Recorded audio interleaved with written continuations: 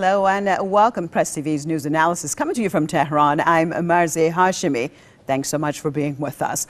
While Syria is not Libya, perhaps is the message that continues to hit certain countries supporting and arming the opposition against the Syrian government. Now, discussing the Syrian crisis, foreign ministers invited to Geneva by Special Envoy Kofi Annan said the situation could ignite the region and develop into an international crisis if unresolved. Now, the meeting has been attended by the 5 permanent members of the UN Security Council, Britain, France, China, Russia, and the United States, as well as Turkey, the European Union, Iraq, Kuwait, and Qatar. Now, what has been accomplished at the Geneva conference and what may lie ahead in Syria will be looked at on this news analysis.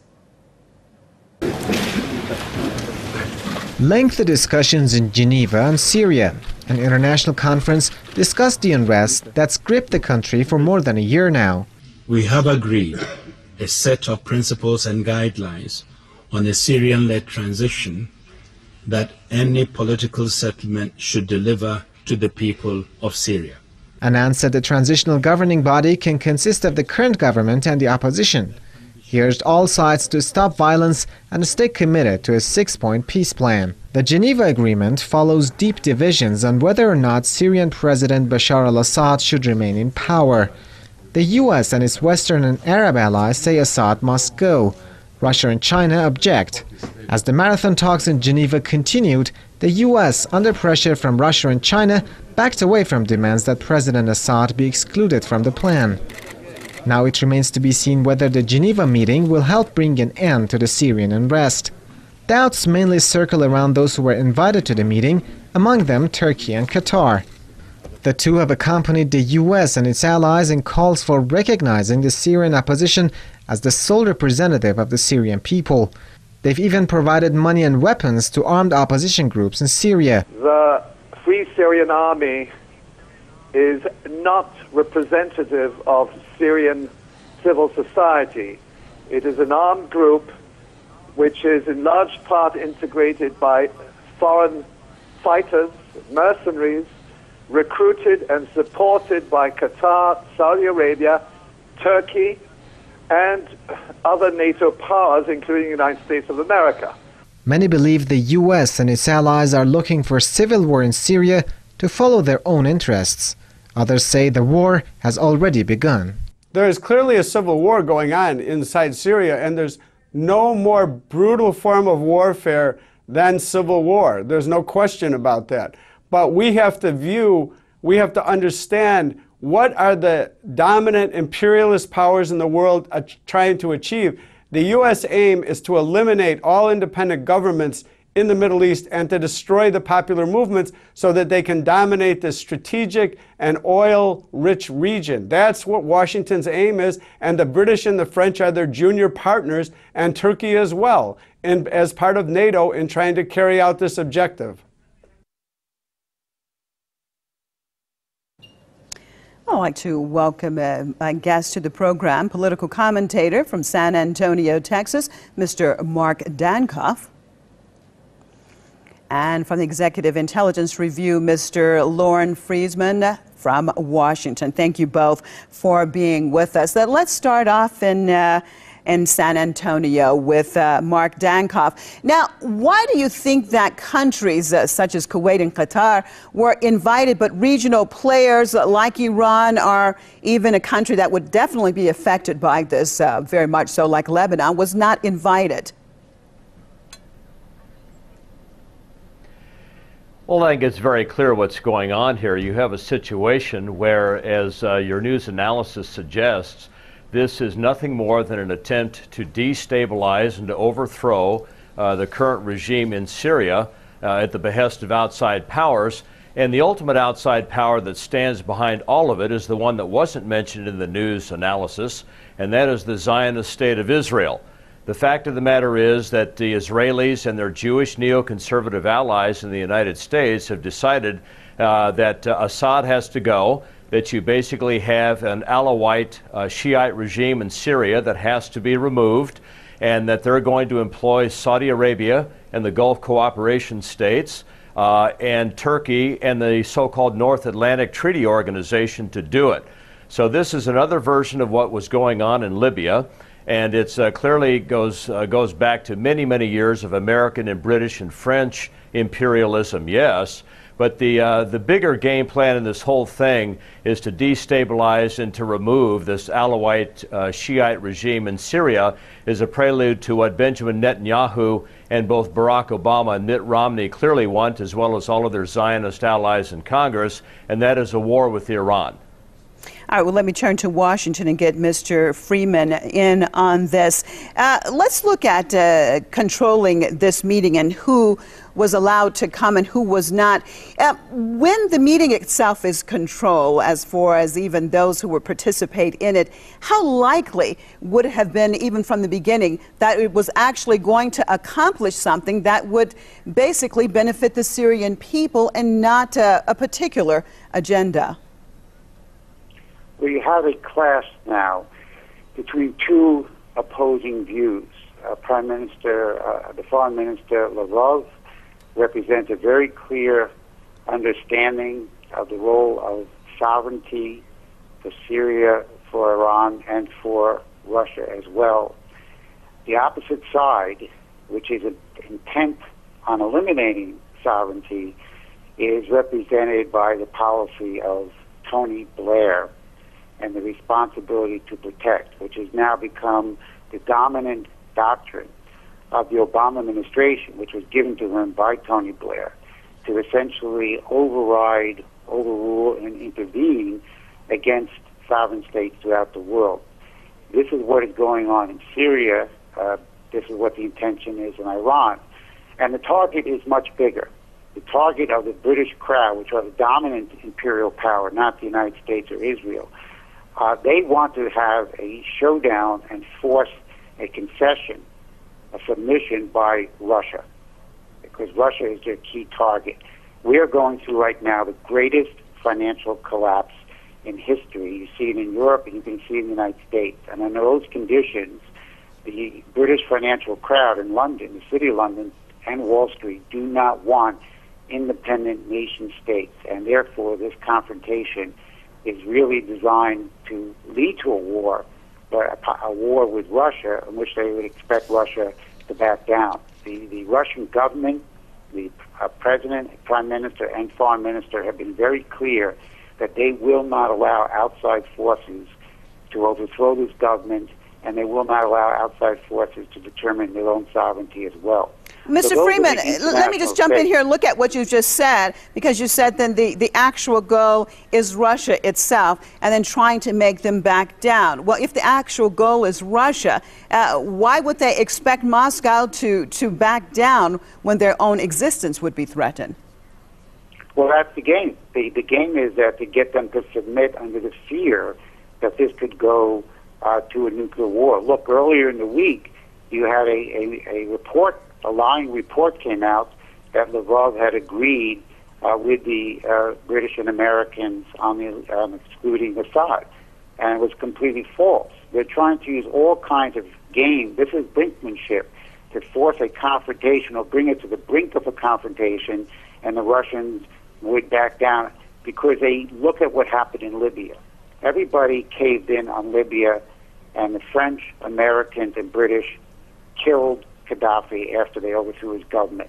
That became a warning signal to the rest of the world. And this same NATO crowd, with Blair's R2P doctrine, they now think that they can carry this out in Syria and Iran.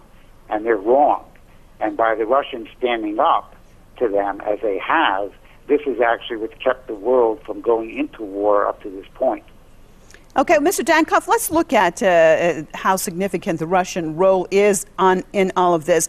It seems that during this meeting in Geneva now, actually it was probably due to the flexing of the Russian that what Kofi Annan said in talking about this transitional governing body that would be representative of all parties that are involved in this situation, including Syrian government. How significant was that statement in your perspective? Well, I think when you look at these talks, it's clear to me that what is likely to emerge is one of two things. Either the talks will fail, or there will be an agreement that ultimately will still guarantee, as far as the agreeing powers are concerned, that Assad will ultimately have to go. It's kind of a heads I win, tails you lose proposition as far as the American expression as to what happens when you call heads or tails when you flip a coin. It seems to me that what we have here is a circumstance clearly where the United States and Britain and the Western powers and Israel want Assad out at all costs. And it is clear that this involves Netanyahu's desire for a war with Iran.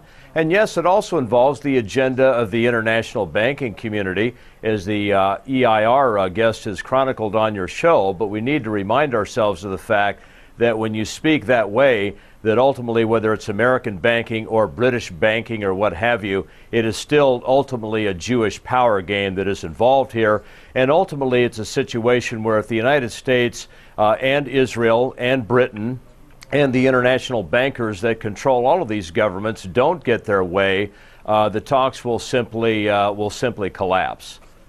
And how likely do you think that is to happen? Do you think that so far that the talks have at least enabled these other entities from obviously not entering directly? And how long do you think that that could continue? Staying in San Antonio with Mr. Dankoff.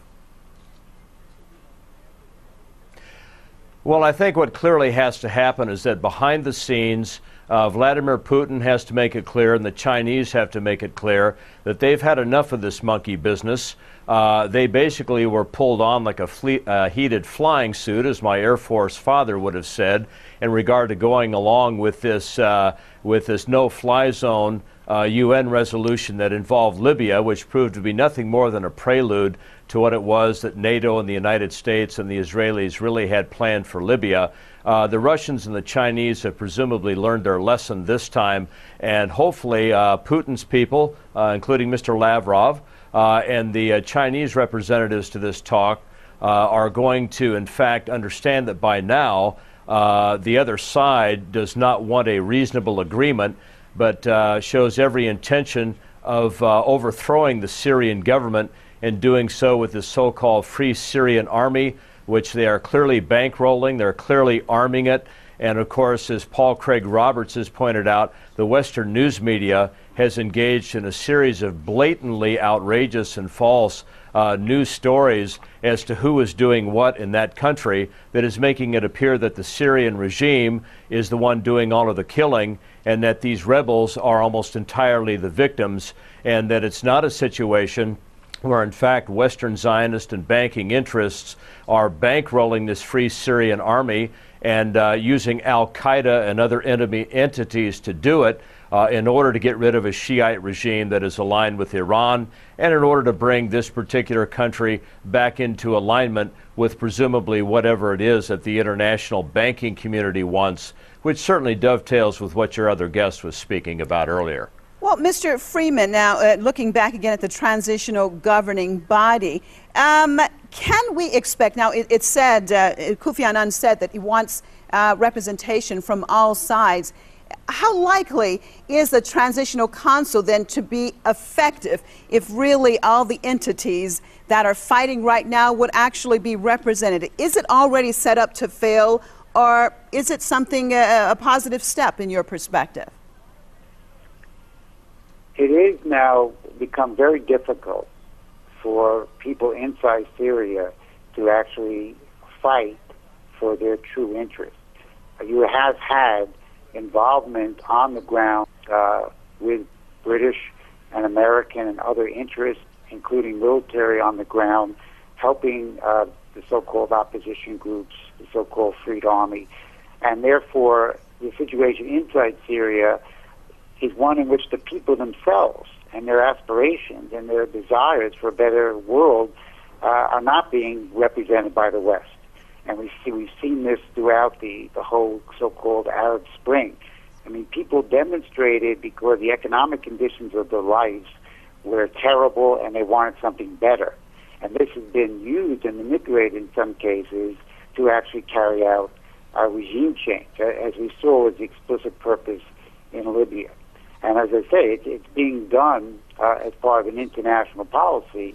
The Israelis are not the driving force. They're a pawn in the operation. Netanyahu is a pawn in the operation. The fact of the matter is, at the very highest levels, the desperation that the city of London feels right now, and you're seeing it played out in Europe, that their entire financial system is about to go bust, bankrupt. They're looking for control, political, financial, military control over the major countries of the world. And if they see Russia and China moving in the direction of scientific progress, infrastructure development, space exploration, economic development, that becomes a danger to their existence when their existence is in trouble. So they don't want. So the West doesn't want to see peace in Syria. Whatever Kofi Annan wants, the Western powers don't. Susan Rice doesn't. They want to see more chaos, and they want to see regime change, and they want to see confrontation on a global scale with Russia. So what the Syrian people are not being represented at all, honestly, by anyone in the West at this point, and their interests are not the interest of the West at this point. Well, what about that, Mr. Dankoff? On the one hand, Kofi Annan said that he wanted this plan, this transitional plan implemented, that immediately all sides would stop all the violence. However, at the same time, we know that the West is actually arming the so-called opposition to the Syrian government. So what exactly does it mean? Is it, as our guest has said in Washington, that all of this is already set up to fail because they don't want it to be successful? I share your guest's pessimism and cynicism on this. Frankly, just look at what the United States is doing with Iran. You have a situation here where everything that has happened up to now is destined simply to replace the current regime in Tehran and to engage in a series of obvious acts of war up to this point, as Ron Paul has pointed out, in order to make it happen. When it comes to the Iranians, the United States and the West are engaging in all kinds of sanctions against the Iranian banking interests and against the Iranian oil markets. Then you have a situation where the United States and Israel are clearly using the Mujahideen-e-Khalq, or MEK, to engage in all kinds of atrocities in Iran, including the assassinations of these Iranian nuclear scientists.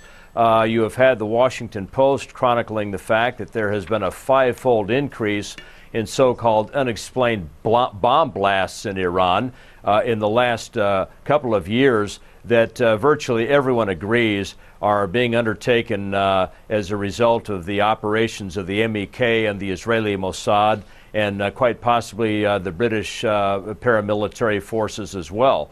So when you add assassinations and bomb blasts to violations of airspace and to oil and banking sanctions and so forth and so on, these are even individually acts of war. Collectively, they are really an ultimate act of war. And if these things fail to bring down the Iranian regime in the next year, the next phase in all of this will be an American, Israeli, and quite possibly British military, conventional military operation against Iran that would accomplish the same thing that we're all concerned about with Syria, and that is a regional conflagration and potentially a third world war.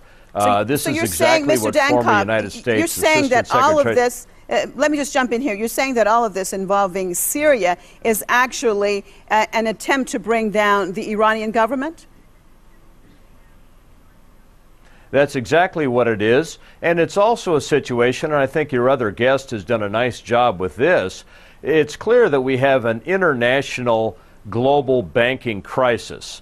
Paul Craig Roberts was discussing this in his most recent essay. The people that have given us a world global international central banking system have brought fiat money, fractional reserve banking, extortionist usury, and all of these other elements into play in what they do within individual countries, as well as the amount of money that they make when they get wars started, and control the debt that is generated by these conflicts. And so all of this is involved, And it seems to me that the explanation of this by your other guest, which I think is very fine and very legitimate, dovetails very nicely with the fact that these global banking interests tend to be Jewish dominated. They tend to be pro-Zionist. And their agenda, in terms of the amount of money and power that they wish to continue to accrue to themselves, works out very well with Benjamin Netanyahu's desire for a war with Iran and to continue to destroy any power in Central Asia and the Middle East that poses any competitive threat whatsoever to a Zionist takeover of all of the lands between the Nile River and the Tigris and Euphrates River. Now, Mr. Freeman, Kofi Annan says that he expects to see positive changes taking place in Syria within a year. What do you make out of that comment of his? Well, I think Mr. Annan must be very optimistic. I think that if you look at what he's trying to do, and you look at what the Russians are saying, is that we must be inclusive of all the parties involved. And I think the Russians were upset that the Americans did not allow Iran to attend this meeting in Geneva today. And the Russians were correct. Iran should be there. They have a very real interest and can be helpful in this situation. So I think that the Russians and Kofi Annan would like to see everybody involved. They would like to see a withdrawing of all the military forces or pulling back. But you're going to have to accept the fact that the Syrian government and the Syrian institutions have to be included. Okay. If you exclude them, then you're saying exactly what we said last year with Libya, it's regime change. So to the extent that the Russians and Chinese and others stick to the idea that the government has to continue to be involved in finding a solution, I think that's positive. The other positive factor, which most people are not aware of, is the fact that the military, and this may seem ironic to some, but the U.S. military, General Dempsey and a whole series of people in the military have been the most vociferous in pushing back against military intervention into Syria and Iran. If you look at public statements that exist of the current serving military and retired military, Obama is a major cause of the problem, and Obama essentially should be Watergated as soon as possible so we can have a real Democrat involved in leading the country against Romney, who also has no good policy. Okay, just about out of time. Let me just get Mr. Dankoff in a last comment. Mr. Dankoff, 1 minute. What do you think is the key right now for the Syrian people in order to have peace in their country? I think two things are key. One is that Russia and China have to stick to their guns and do whatever they have to do behind the scenes or otherwise to convey to the West that they're not going to put up with any more monkey business in regard to what it is that is going on in Central Asia and the Middle East. I think Paul Craig Roberts also brings a note of hope into this as well in his latest essay, when he in fact seems to be hinting that a Western banking collapse on the order of the one that your other guest was alluding to may well be the salvation of the entire world, because if there is an international banking collapse, there will not be any longer any capital available to be promoting what it is that the United States and Israel and Britain are promoting in Syria. All right, and on that note, I'd like to thank both of you for being with us. From San Antonio, political commentator Mr. Mark Dankoff, and from Washington, from the Executive Intelligence Review, Mr. Lawrence Freeman. And as always, viewers, we thank you for being with us, and join us right here, same time, same place tomorrow for another look at one of tomorrow's top stories. I'm Marzieh Hashemi, signing out for myself and all the crew right here in Tehran. Thank you so much for being with us, and goodbye.